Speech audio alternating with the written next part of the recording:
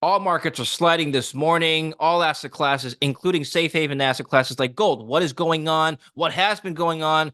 And where will prices head next? Gareth Soloway is here to break this down for us. He is the chief market strategist at verifiedinvesting.com.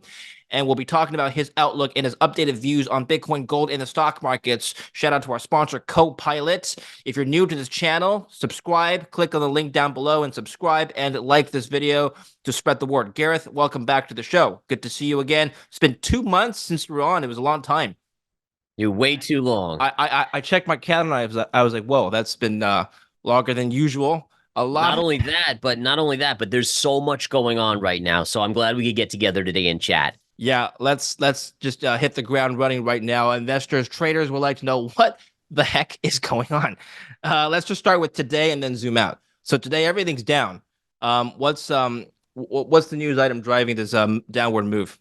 Yeah, so yes, you're all right. Here we have the S&P or the spiders, and you can see we've basically now broken this wedge pattern. This is something I think I showed you 2 months ago, that we were inside of this wedge pattern, saying that once it broke, basically all hell would break loose, and we're starting to see that. And unfortunately, literally in many ways, with the instability and what's going on in the Middle East, that's now a concern to the markets, a big concern that it could envelop a lot more of the Mideast. You now take away almost all the rate cuts that are expected. We were at 6 to start the year. Now we're back down to 1 rate cut maybe. And Jerome Powell yesterday, unbelievably hawkish, talking about how the Fed thought inflation would be coming down more, and instead it's starting to move back up. You then throw in the fact that we've heard some pretty negative comments from CEOs on their earnings call, from Jamie Dimon talking about inflation, geopolitical risk, as well as the U.S. economy. There is so much going on here. And again, it's amazing how when you look at this chart of the S&P, we were just grinding higher in this wedge pattern. And wedge patterns like this, for those out there that don't know,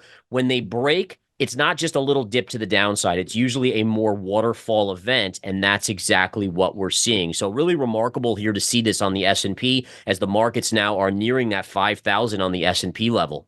Okay. Well, let's back up a minute. So in the last couple of weeks, we had this major run up in all markets. Bitcoin, which we'll talk about, the S&P 500, which we'll talk about in more detail, gold, which we'll talk about as well. And it just seems like this past week, everything's been reversing for the reasons you've mentioned, or is this just a technical pullback of everything? Because like we said, everything has reached all-time highs this year already. Yeah, so it's really a combination, right? They go hand in hand. Fundamental and technicals go hand in hand, meaning that the technicals were in a tight range. The algorithms out there from the institutions, they know that. They're keeping it in there. Essentially, they're luring in more and more FOMO buyers from the retail side. And just to prove my point on this, I want to show you guys the NASDAQ 100. We'll look at the NASDAQ 100 here. And what we could see is that for the last, basically since February, the NASDAQ was going sideways in this range. It was going up, then it was getting pushed back down. Look at that beautiful little channel. And basically what you're seeing here is when this occurs at tops, it's distribution. Distribution, for those out there that don't know, it's basically where the smaller buyer is FOMOing in. They're feeling like they're missing out on these returns. They're pushing as much money as they can into the market. And the reason why the markets aren't going higher is because institutional money is selling into it. To bring you to the full circle here and show you, let's go back to the 2021 top. What happened in the 2021 top? The same thing, this big run up, and look at the distribution, and the NASDAQ 100 fell 37% from that point. So the signals were there. In addition, I always look at it like smart money, institutional money. They know what's going on. They see the trends before you and I. Jeff Bezos, insider selling, as big insider selling in 2021 as what we're seeing now, or what we have been seeing now, which is another red flag, right? Again, think about that. The insider selling is as big as it's ever been since the 2021 pre-top there as well. So the insiders, the Jeff Bezoses, they have all the information on consumer spending, what the trends are. Mark Zuckerberg's unloaded hundreds of millions in stock here over the last 6 months. Same thing. Think about the information he has, probably more information than the U.S. government has. He's seeing what is likely coming. And I'm still saying to you right now, we are headed for a recession. And now the problem is, and this was my big fear, right? I said inflation would come down fast from 9% to 3%. Yeah. And then it would get sticky and start to uptick. And that's exactly what has happened. And now you're talking about the potential for stagflation if the economy starts to weaken. Thank goodness the jobs numbers haven't declined yet, but watch out if they do. Okay, so you got that call correct. tip ETF. Can we just pull up a tip ETF?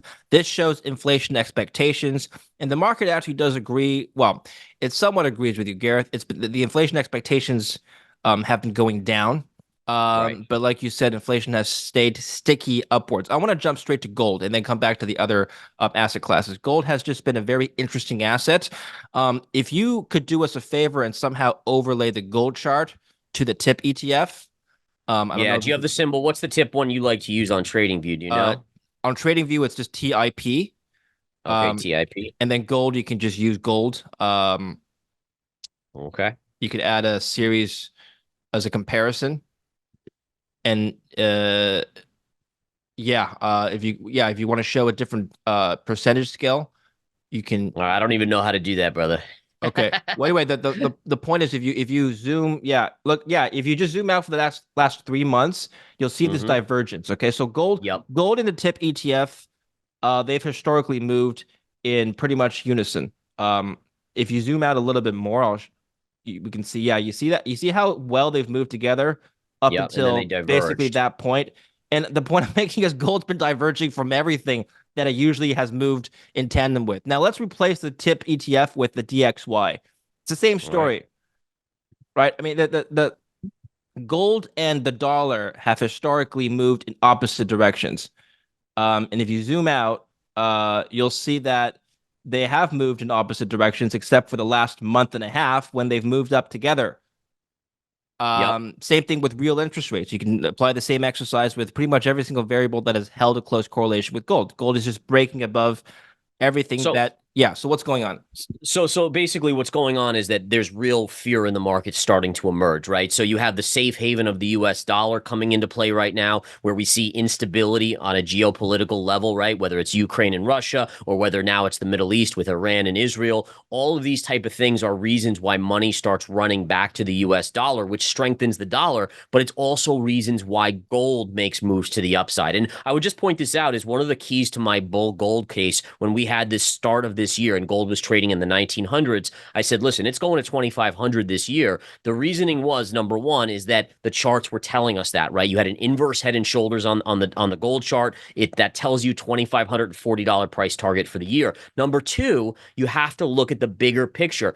These central banks, China in particular, has been loading the boat with more gold than ever before. And I always say when the big players are buying something in mass, you have to take note. They knew what's coming. They know before you and I know. And that is just an indicator. And also, you have to remember that Bitcoin was pulling money away from gold for the last 3, 4, 5, 6 months. It's now been an underinvested asset. Gold is an underinvested asset. Money is starting to chase gold as well. So you're getting a multitude of factors, including higher uptick in inflation, that are driving money into gold right now. And it's also helping keep the dollar strong, frankly. Before we continue with the interview, let me tell you about today's sponsor, Copilot, which has been helping me get back into shape. Now, I've been using Copilot Fitness to boost the effectiveness of my workouts at the gym. Copilot uses an app that connects me with a personal trainer who then gives me customized workouts based on my goals. But it's a lot more than just an app. It's a service that lets me interact with a real professional personal trainer that is attentive, knowledgeable, and understanding of my needs. I can chat with my trainer, Justin, at any time and get pretty much instant responses to my questions and concerns. People who know me well know that fitness has always been a pretty important aspect of my life. For example, I grew up training martial arts. I had a personal trainer a few years ago, but this really is a fantastic new experience for me because for the first time, I had the flexibility to work with a trainer whenever I want, wherever I am in the world, without being tied down to a fixed location or schedule. And if you're like me and you're working 24/7 and constantly on the go, this flexibility is invaluable. Now, the experience started with an onboarding call with the trainer, Justin, who planned a program around my current fitness level and where I wanted to be. My trainer was able to understand very quickly not just my needs and what needs to be done to achieve my goals, but also suggest workout times and a diet that would complement my lifestyle. I really felt like I was talking to somebody that understands me quite well. And by the way, if you don't feel like your needs are being met, you can change your trainer at any time on the app. I personally liked working with Justin. I especially liked how Justin adjusted the weights and challenge levels if I tell him something is too easy or too difficult. And I also liked how he adjusted my plan when I hurt my back one week. and I needed to isolate other muscle groups that don't require a lot of back muscle. So the end result is a daily plan delivered to the app that I never have to think about myself, that is perfectly customized to what I want to do that week. So for anyone that is time poor like me, but also wants an active lifestyle, Copilot needs to be at the top of your list. Click my Copilot fitness link at go.mycopilot.com/David Lin or scan the QR code here on the screen to get 14 days free with your new personal trainer. Okay. Do you think gold will be the best performing asset or close the year as the best performing asset in 2024?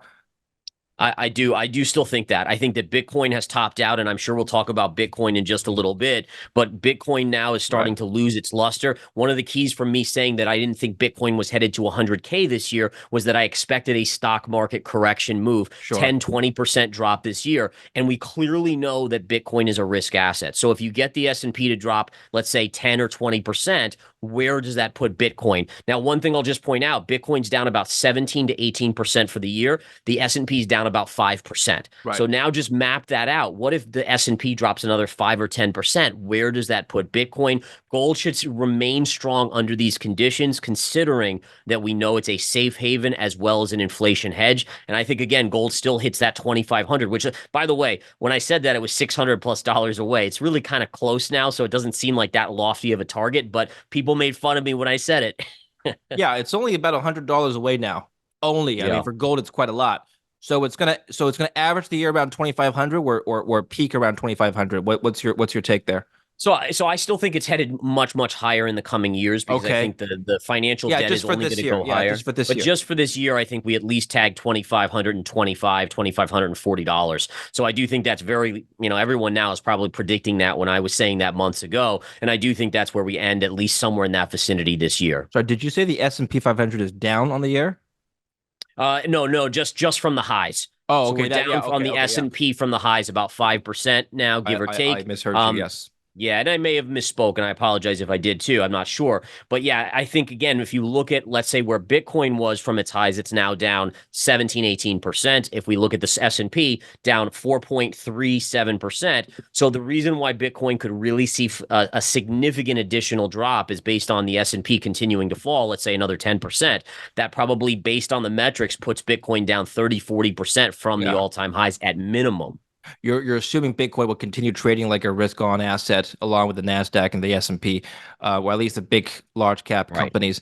And remember, just to address that point, David, is that I'm only going by what history shows us. At some point, yes, I agree, it probably switches to the digital gold, but very clearly it still is a risk-on, risk-off asset. In fact, if we look at the top on the S&P 500, which was made back around March 21st, and we flip over to the Bitcoin chart, it's almost identical for when the top was put in right over in this area as well. Right here, March 14th was Bitcoin's top. So within 1 week of the S&P topping, Bitcoin had topped as well. Were you surprised at all that the Bitcoin ETF launches several ETFs earlier this year, didn't change the way people perceived Bitcoin? It's still trading like a leveraged play on the tech stocks.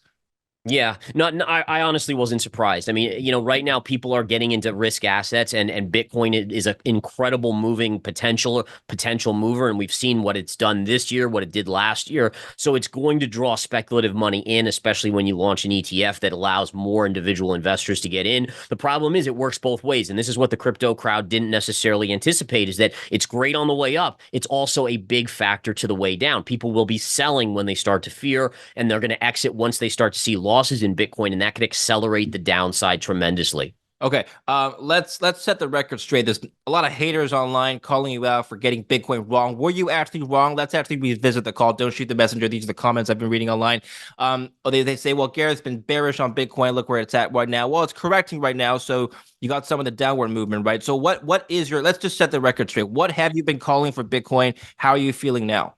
Yeah, so to set the record straight, my big thesis for Bitcoin declining is that once the stock market declines, Bitcoin will decline precipitously. If we get a 40% drop in the S&P, then you're going to see Bitcoin back below 30,000, maybe even retesting 15,000 and change. maybe even lower, right? So again, we didn't see that correction, and therefore the 15,000 level was the downside low. Just remember, back in 2021, we were in Dubai, and I said, listen, 69 is the high. We're going to 20. We nailed that. Then I said, listen, if the S&P starts collapsing more and more, you could get down to 12 or even 9,000. We didn't see that. We saw a mega bull run in the Nasdaq and the S&P, and risk assets just went up and away. And so again, overall, my angle here is I am short Bitcoin. I actually was long this week on altcoins, already closed them out for 20+% in my service. Yeah. But again, now I'm looking for further downside on Bitcoin back to at least 50,000, give or take, and then I'll reevaluate at that point based on the S&P. So I'm just looking at the long-term chart of Bitcoin's price history. In every single prior peak and bull cycle, Bitcoin has peaked significantly higher than the previous peak. So in 2021, it was 69,000, like you said. In 2020, it was 17,000. And then 2021, yeah, or sorry, what am I talking about? Yeah, 2020, May was 12,000, and then 2021, it was like much higher than that. So Mhm. it's just significantly compounded. 2017, that's what I meant to say. 2017 was 17,000. So this time around, it peaked at around 71,000 before retracement. I'm not saying it can't go higher, but just from a technical perspective, if a new peak is not significantly higher than the previous peak from a few years ago, is that a bullish or a bearish signal? We're not. Well, Doesn't it mean definitely shows you. Number one, it shows us that the Federal Reserve has more control than people want in to think in the crypto markets, right? A lot of this has to do with liquidity, and I would just point this out is that since March of 2023, the Federal Reserve launched a emergency bank lending program, which allowed banks to borrow essentially unlimited amounts of money from the Federal Reserve. It was supposed to be a shore up of the balance sheets of these banks, because banks back in 2023 of March were going out of business. We saw, Silicon Valley Bank, for instance. But what the banks did was they said, hey, we can get free money even if we're not going out of business. And they borrowed all this money and they pushed it into the markets, right? And then you also had the reverse repo. And I know you cover reverse repo and you understand it, but basically banks in 2021 to 2022 were parking a massive amount of money at the Federal Reserve in the reverse repo program, making interest on it. And the Federal Reserve has been paying that money back over the last 12 months. Well, guess what? Now we're back to normalized levels. So they ended the bank lending program, and they also basically got reverse repo, all that money paid back to the banks. Now you have no new liquidity flowing into the markets, and shocker, shocker, we're seeing the markets starting to pull back and drop without liquidity. So now you have interest rates going up, which dries up even more liquidity because of all these factors. And so going back to Bitcoin, let's just put this in perspective. Yes, the big talking point for crypto players is that every time you break a new all-time high, you go up exponentially on Bitcoin. That hasn't happened this time. I would just point to this chart on Bitcoin. If you look at 2021, we made a high at 65,000 in April. We then made a subsequent high at basically 69, right? Essentially a $4,000 higher high. What is the difference between 69 and 73, the current high? Another 4,000, right? So really, if you look at that, we're repeating the bear market top or the high of the bull market right here. And that is very concerning to me. It seems like we ran into a brick wall at that same 4,000 addition on Bitcoin, and we're now starting to come in. Is there a particular reason as to why $70,000 is such a difficult resistance to break? Do you know if traders are just putting sell orders around that level, or that's just psychological, or what the deal is?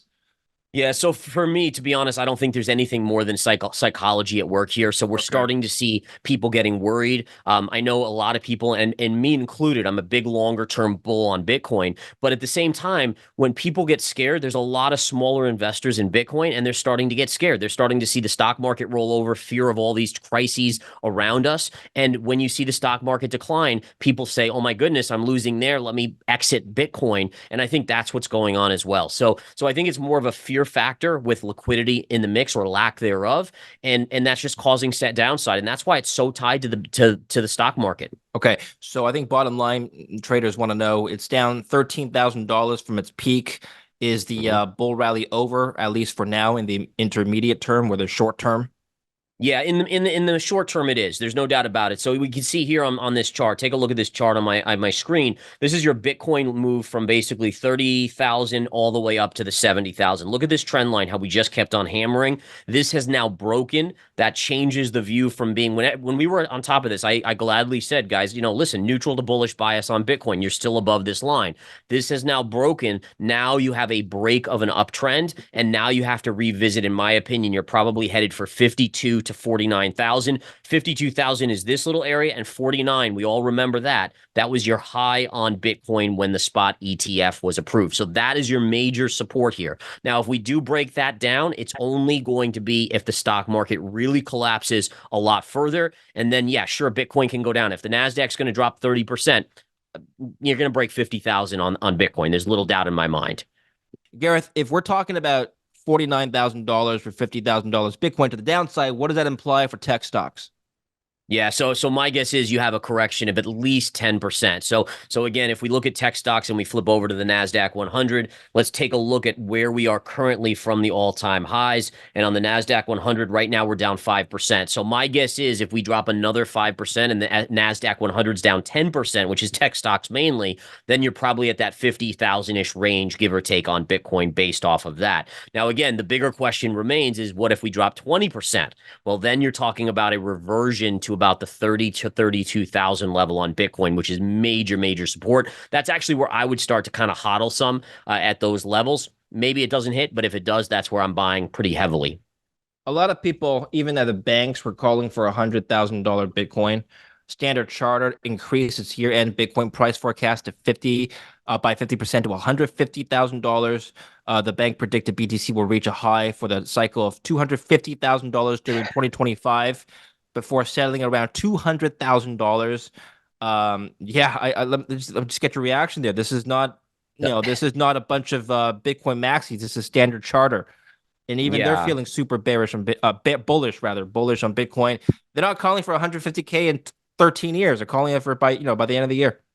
Yeah, so the biggest response I have to this happens every bull cycle, right? And this happens in stocks too. When Nvidia was at its highs nearing 1,000, you saw upgrades to 1,200 to 1,500. All of this happens at these bull cycles. Now, there's two ways to look at this. Number one, you could say, man, these analysts are no better than retail investors. They get caught up in FOMO. They feel like they have to play catch up to keep their jobs. So they give these lofty headline numbers to kind of say, hey, listen, look at me. I want to get some airtime. We're talking about them, right? Well, the other side you could say is, okay, maybe they're not so dumb, maybe they're smart, maybe they're creating exit liquidity, right? When you're at all-time highs and you're giving lofty targets that will get played on the news media, what is it going to do? It's going to FOMO in those last buyers on Bitcoin. That puts in a top. If they need exit liquidity, there it is. Okay.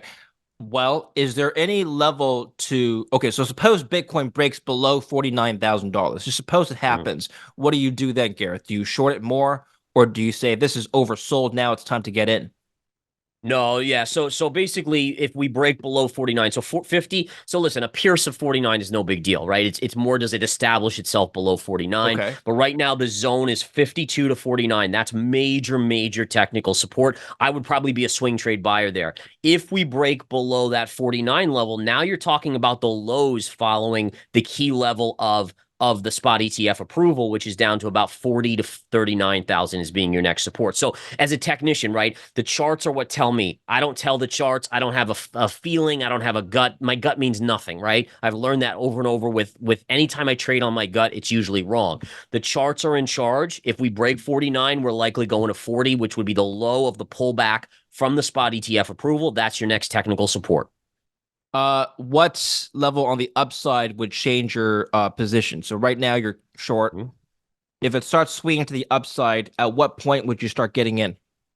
So number one, I never chase, right? So if we go up and we break key levels, I look for a bull flag, I look for a retrace, and then I get long on that. So if let's say we go straight up to 74,000 again, I'm not jumping on the long side until we get some sort of pullback. One of the things I'll look for though is this. So we know this trend line here on the chart was the uptrend trend line, and we know that we have double top right here. We can draw a trend line right there. Notice how they meet over around 74,000. If price can reestablish back above that level, and then consolidate, that's where I get long for the run to 100,000. And I honestly do believe that if we reestablish above 74, we break the previous all-time high, we get back above this trend line, then the next stop would be a momentum move all the way up to that 100,000 level.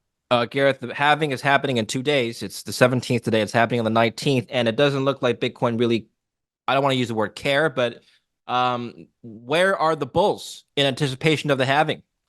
They are very, very much missing. Yeah. And I think it's important to look back at past cycles. There's either been a pullback before the halving or after the halving. It looks like this one's coming right around the halving point. So I think people just have to expect, like, nothing goes straight up, nothing goes straight down. You have to allow for pullbacks. It's very natural. It's actually unnatural to see the mega moves in Bitcoin in history on these bull runs. It's much healthier to see much more of a stair step pattern higher. And I think that's what we're doing right now. We're going to pull back. We have to see where the stock market kind of bottoms out, when it starts regaining its momentum to the upside. And then honestly, once that happens and you get liquidity, once the Fed starts cutting and printing money and the government keeps running up that debt, markets probably start heading back up. It just, yeah, like you've talked about earlier, the Bitcoin price is just following the Nasdaq almost to the T. That's what it is. So I would even go as far as to argue that the Bitcoin halving at this point, it's already built up hype. It's not going to have any short-term impact on the price. If the Nasdaq continues to fall, Bitcoin will follow. How would you respond to that? 100% agree. I think that we have to, as investors, like all of us as investors, we want to make it out like, oh, it's fundamentals. Oh, it's, this, it's that. These are the factors. But when it comes down to it, when you boil down why stocks or crypto move up or down, it's based on bull or bear mentality, which is greed and fear. And if there's fear, it doesn't matter if you have 5 halvings. Fear is still going to drive price down. I've learned that the hard way over the course of my career, thinking that, oh, this is a great value at this level. And then it keeps going lower. Oh, there was because people were freaking out. So people just have to understand is that it's all about fear and greed. When as soon as that greed takes over from fear, Bitcoin goes to the upside hardcore. But until then, we're in trouble here for Bitcoin in the short term. Before we move on to the S&P and some other assets, how are you feeling as a trader right now? We've talked about sentiment. What is your personal sentiment in response to everything that's going on in the world right now? Are you risk on, risk off, neutral? No, so I'm definitely more on the risk off camp. I have shorts out there that are now starting to pay out to the downside as we break down. I was anticipating this based on the charts. You can see again on the S&P here. You can see the tightening, which is called a wedge pattern. Once we broke, it goes down. That's just, if you look at 100 of these chart setups with this angle of a wedge, it's basically that you get a pretty significant corrective move. And sure enough, we're now approaching this 500 level on the SPY, 5,000 on the S&P 500. So I continue to be risk off. I'm not in gold on a swing trade basis. I have plenty of holdings on the physical side that I'm holding for the long term. But if gold pulls back, I buy every pullback on gold as a protective asset that will go up when the Fed has to start printing again, which they inevitably will. I mean, Jerome Powell yesterday talked a tough game. He really did. But when it all comes down to it, he's going to have to bow down when the jobs market starts to crack. And I even think 3% inflation is fine for him if we get a big enough stock market correction. Last thing I'll say is that why did anyone expect inflation to go down to 2%? I mean, I'm floored. I was floored when people were making this prediction. When you have stocks at all-time highs, cryptos at all-time highs, those are inflationary factors. Then you looked at all of the commodities. Oil was hitting multi-month highs. Copper, I mean, all of these commodities, coffee and cocoa, right? And those are all inflationary pressures. So again, you have to wonder if people are really following the charts, which most don't. They just kind of talk the game. And in this case, they were dead wrong. You said when the job market cracks, not if. That's why when and not if. So listen, there's so many cracks emerging, right? You look at U6 underemployment, which is unemployment, but it's basically people that are looking for full-time jobs and they're only getting part-time. Remember, when you get a part-time job, if you want a full-time job, you're still considered employed when they report those monthly non-farm payrolls. But there's an uptick already in underemployment. We see full-time work declining, so people have lost full-time jobs net over the last few months, even though part-time has gained enough to overcompensate. If you look at the government jobs, jobs. And I know you have all these charts too, but the government has been adding people left and right to their employment, which has been offsetting a lot of the private sector layoffs. So the signs are already there that we're weakening. And now that was before we even saw interest rates go from 4% back to 4.7% and the inflation numbers uptick, which is going to slow the economy even more. So it is coming, folks. It is coming probably by year end. Are you then still anticipating a recession to couple with this weakening jobs market?